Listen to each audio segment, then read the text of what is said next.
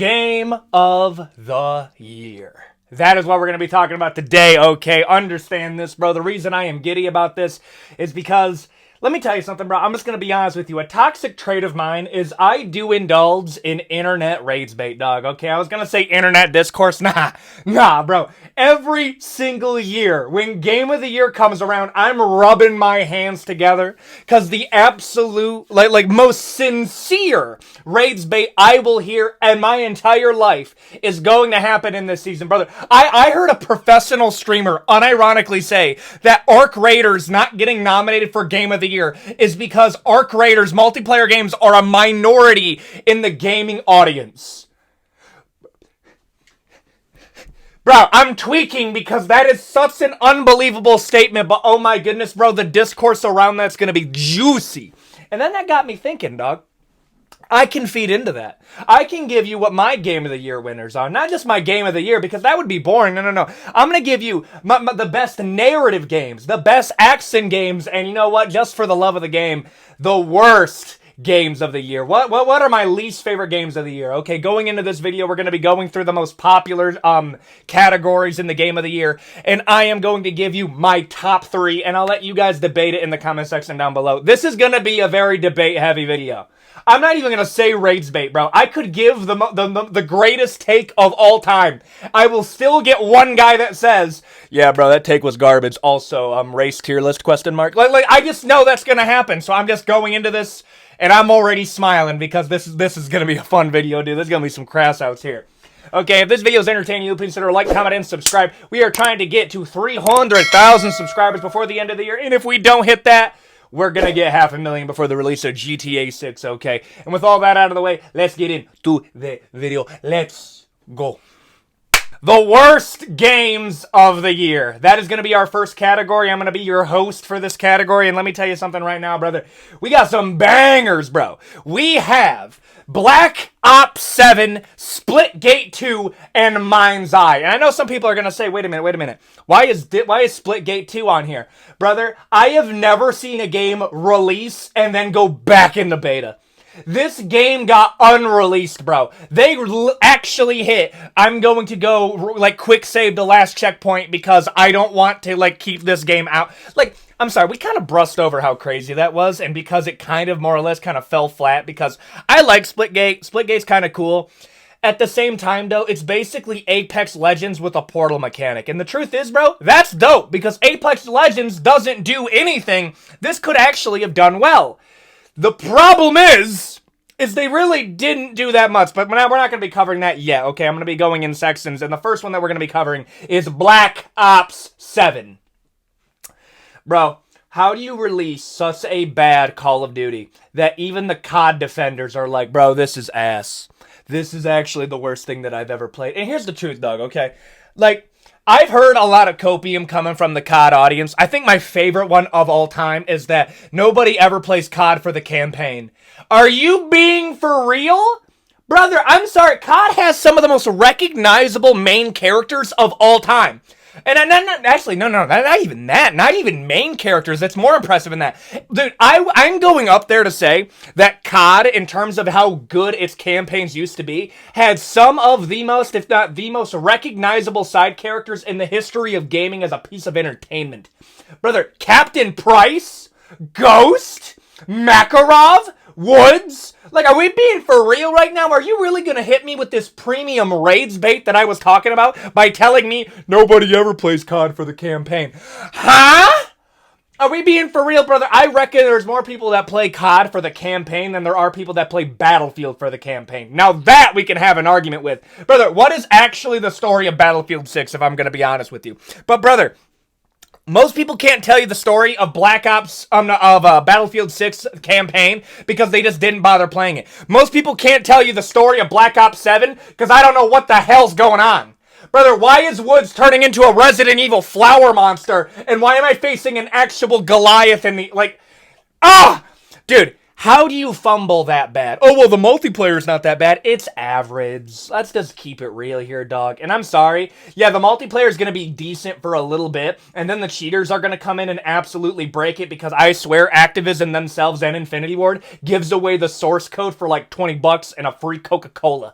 Okay? I swear that's that easy to hack, okay? And on top of all of that, what else? Oh, we're going to get Warzone 2.5. That's amazing, lil bro. I'm sorry. That's free, but also 270 gigabytes, which is absolutely unreasonable. But understand this, man. This game is so insultingly bad that it actually kind of hurts my very soul when I talk about it, because of what it used to be. It is our first contestant in worst game of the year. I'm going to put it right there. Splitgate 2. Let's just get back into the cess here. I have never seen a game get unreleased. Literally, the game comes out, they're not confident, and they hit the smallest bit of struggle. And I think they said, we're going to make FPS great again. And here's the truth, dog. It wasn't even that controversial of a statement. Like on a real note, bro, like I've never seen somebody cancel themselves. Like, that was the craziest part about it. It's like, no, most of your audience didn't care. Like, brother, you were tapping into the Asmongold audience, and it was low-key kind of working for you. And then you canceled yourself. You literally unreleased your own game. You have any idea how crazy that is? Yeah, bro, under much deliberation, we're going to send our game back in the beta. Huh? But I didn't know you could do that! I didn't know that you could just release a game and say, actually, beep, boop, boop, boop, start over, bring it back. Like, I didn't know that was an option. Like, you just admitted that your game was buns and just brought it back. Littlest bit of struggle and controversy, completely fold, and I don't respect that. I'm putting it another contestant in our worst game of the year. Mindseye. Our final contestant in the worst game of the year is a game so bad that it actively went to a level of copium where they said that GTA 6 fans came in and ruined the launch. Brother, I understand this, man, okay? I have some confidence. I do, okay? I got a little bit of that confidente. Brother, I do not have a level of main character syndrome where if my game fails, I believe GTA 6 is the reason why it failed. Not because it released by it. No. It's because I believe creators of GTA 6 came in and sabotaged the development of my... Brother, this is the equivalent of writing up an essay, okay, that is absolute buns, bro. Like, you literally did half of the assignment. Like, your job was to make a 4-page essay, and you proceed to take a crayon, draw on a piece of paper, oh, this is my essay, and done. Okay, half of 1 page when it was meant to be 4, and you turn that into the teacher, and the teacher rightfully fails you, and when you get back the paper, you say, this is a travesty! The teacher's in on it! No! Bro, you cooked yourself! You did it to yourself, man! You didn't even release a full game! That's another thing, bro. Mindseye is one of the few games that I've ever seen that got taken off the PlayStation Store because they accused it of, false advertising. And understand this, there are some good games that this has happened to. Biggest one that I know of, Cyberpunk 2077, yes, was taken off the PlayStation Store on its launch. Brother, Mindseye was straight up, yeah, we're done. And they marketed this game as the GTA 6 killer. I'm not kidding, bro. That's how insane this is.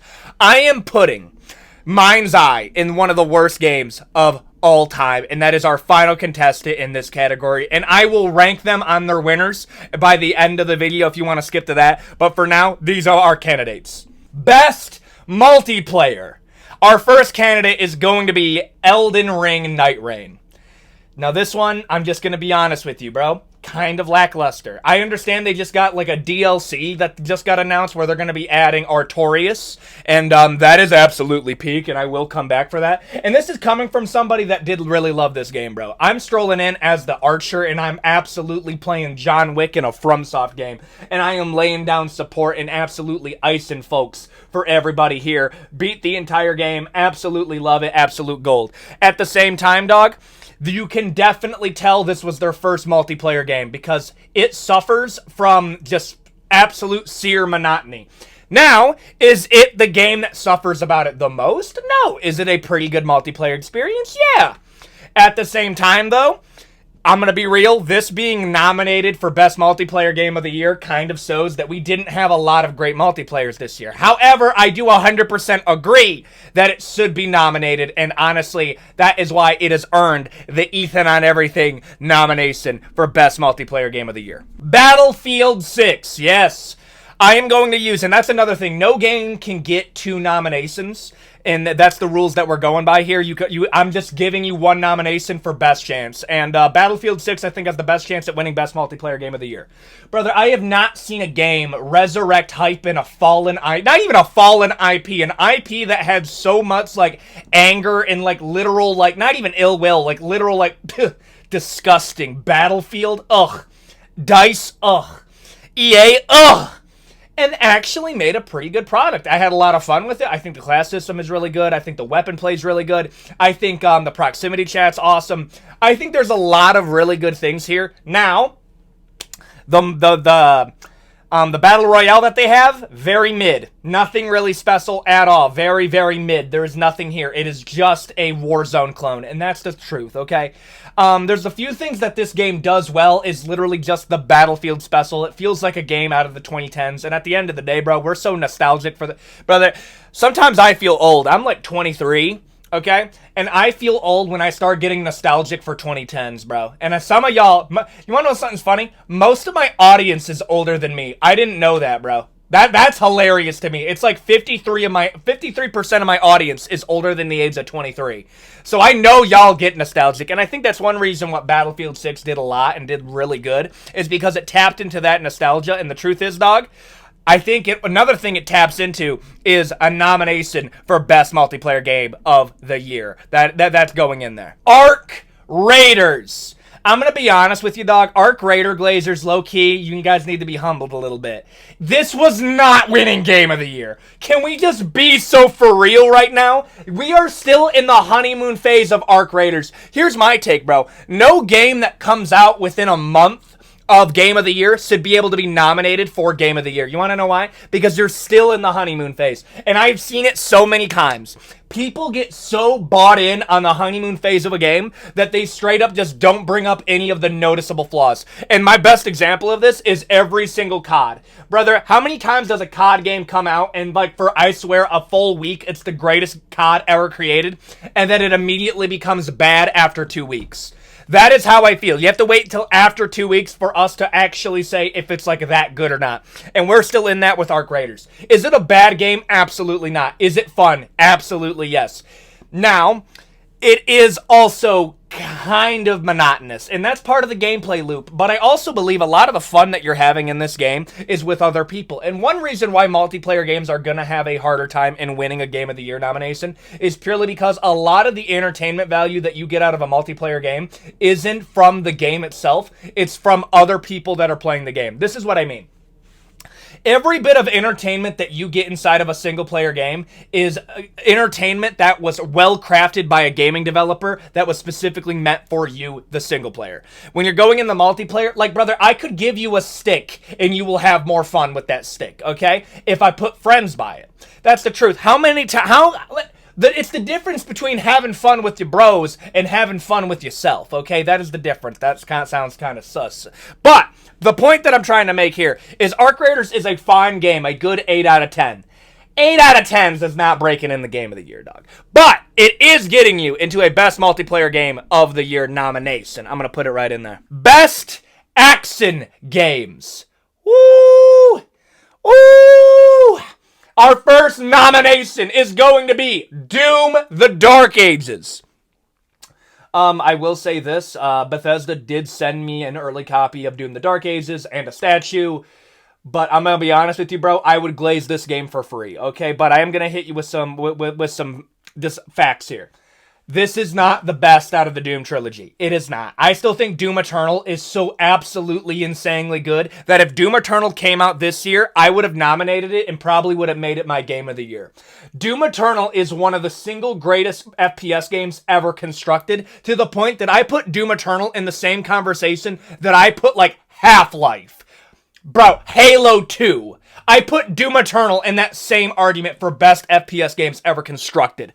Doom the Dark Ages is still an amazing FPS game. Probably the best FPS game to come out this year, if I'm being fair. Like, Doom the Dark Ages is better than Battlefield 6. Sorry. Doom the Dark Ages is better than Black Ops 7.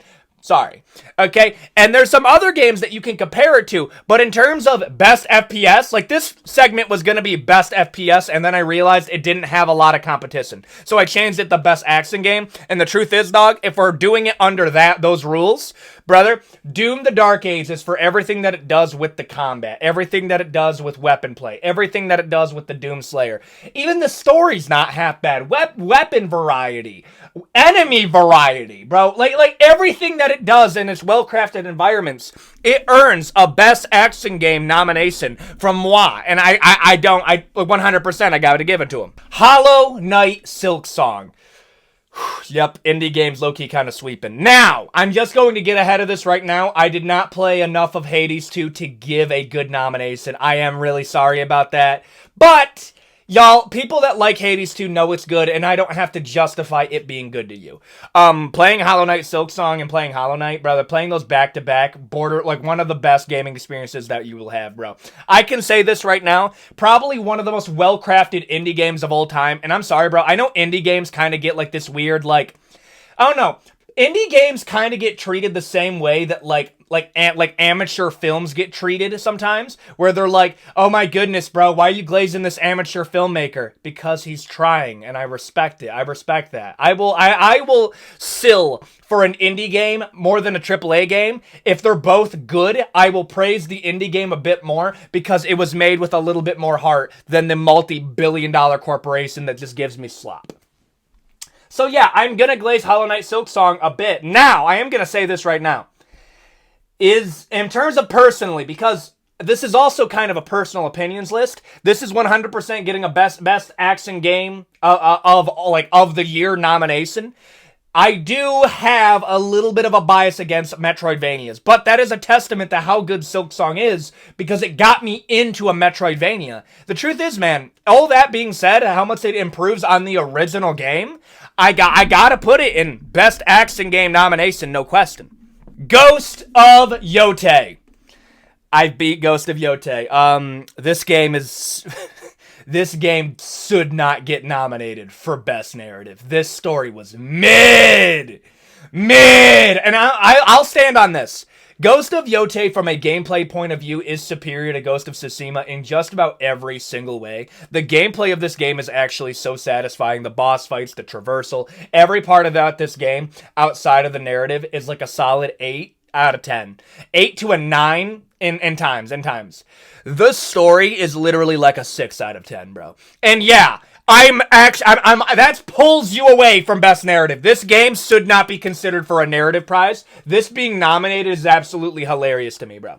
Okay, it is gonna be like, I'm gonna be honest with you, bro. I felt more compelled by Doom the Dark Ages narrative than Ghost of Yotei. But where I will give them respect is Sucker Punch did indeed cook when it came to the gameplay design. The gameplay design of Ghost of Yotei, I don't care what any of y'all say, is legitimately peak. The stuff that they add, the weapon variety, the new stuff, the new abilities, it's all good. Even the suits of armor are cooking.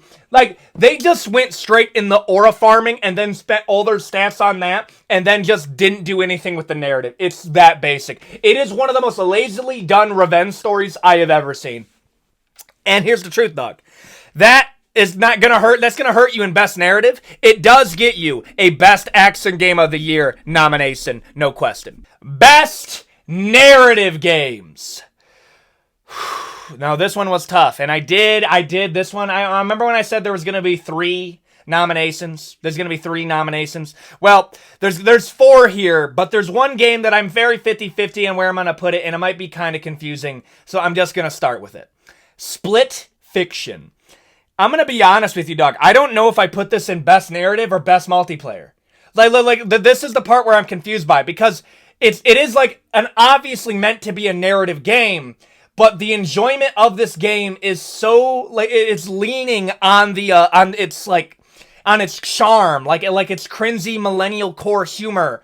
Because outside of that, it's very much like it's It Takes Two, and that did really well in the Game of the Year conversation. And here's the truth, dog. It won it off being unique. I can't really give much praise to Split Fiction because it's not that unique anymore. It really is like, oh, dope, you did the same thing. Split Fiction's basically a DLC of It Takes Two. Like, if you do the gimmick one time, it's creative. If you do the gimmick a second time, it becomes repetitive. And that's how I feel about Split Fiction. And the humor, it loses me. I just don't like millennial core humor. I don't. It was funny when they were on Vine. Now it's just concerning. Go back to Disneyland, you Disney adult. I'm putting Split Fiction. Honestly, now that I'm talking about it, I'm just going to give it a nomination in Best Multiplayer. It actually doesn't deserve to be in Best Narrative. Death Stranding 2. This game, I'm just going to keep it 100% honest with you, dog. I flip-flopped on this game because I said, okay, this game's pretty good, but the story's kind of losing me. And then I got halfway through the game, and I was literally like, this game's decent, but the narrative is really the only thing keeping me here. Because, I'm sorry, bro, Metal Gear Solid Phantom Pain has better gameplay design than this does.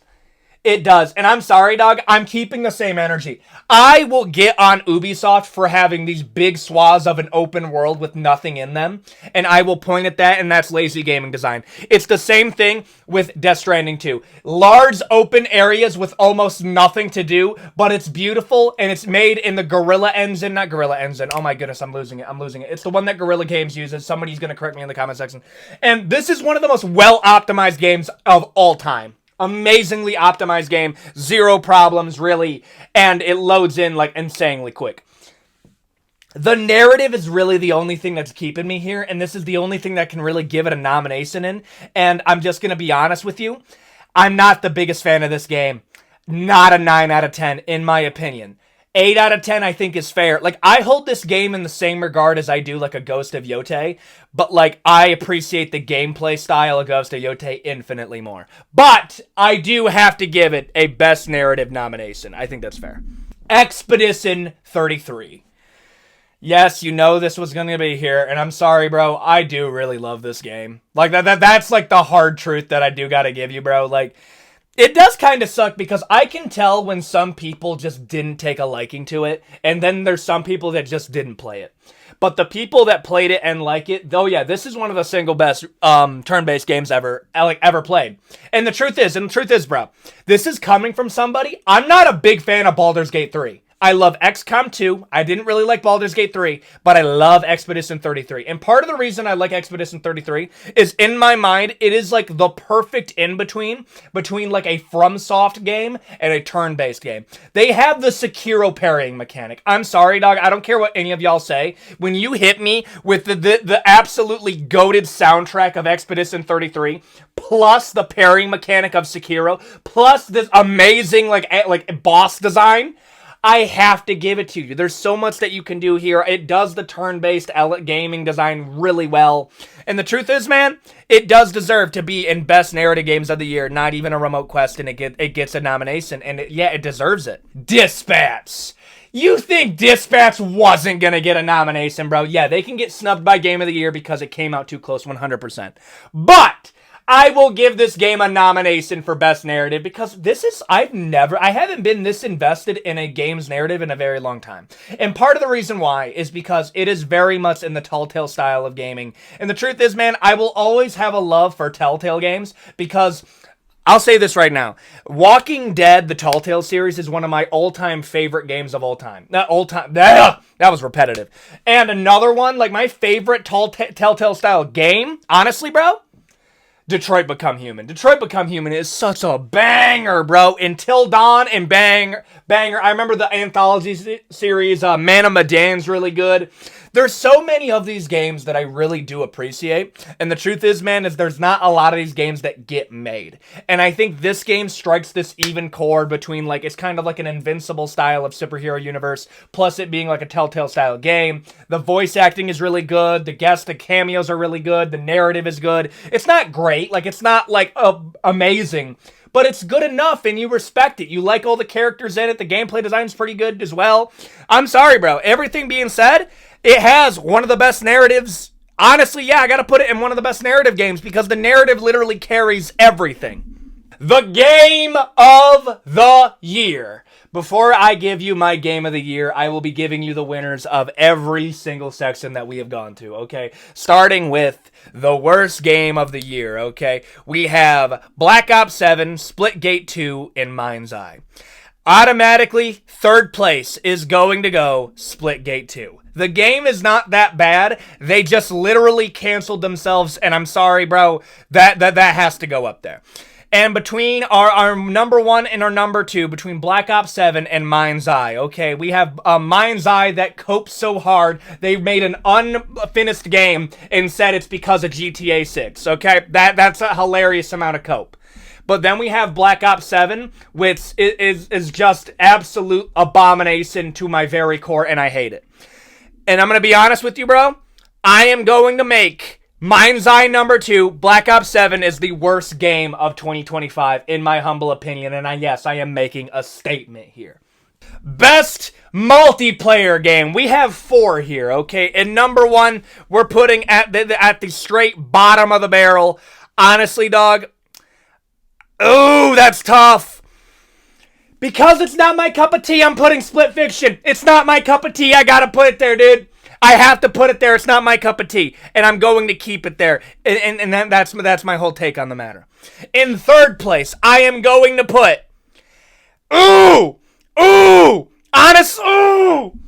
I hate that this is kind of in order. Because number 3 is Arc Raiders for me.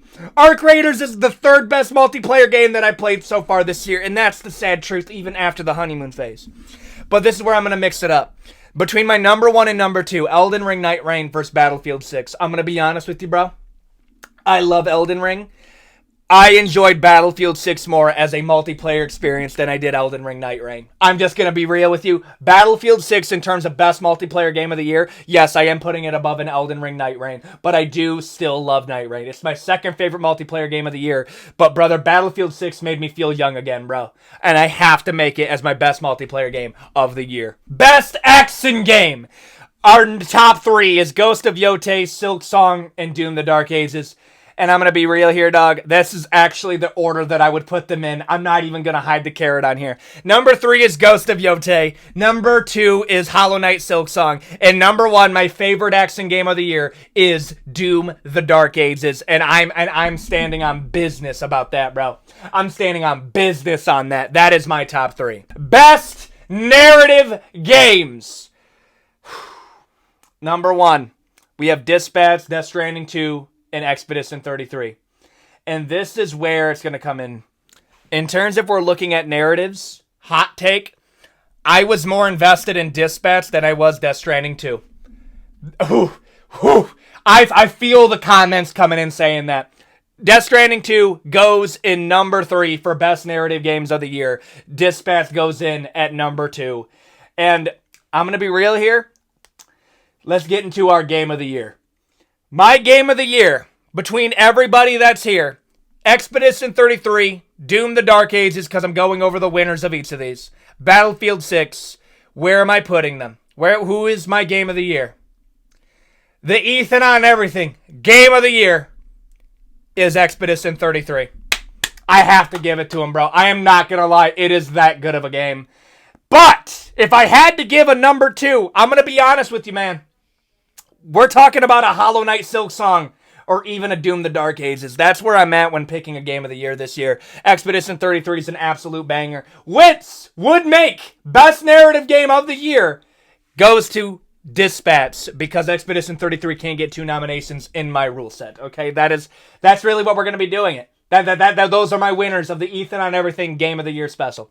If you enjoyed this video, please consider a like, comment, and subscribe. We're trying to get to 300,000 subscribers before the end of the year. If you enjoyed this video, we can do Best Movie of the Year or do something like this. Another ranking here. If you guys really did enjoy this video, we could do other like review and award stuff.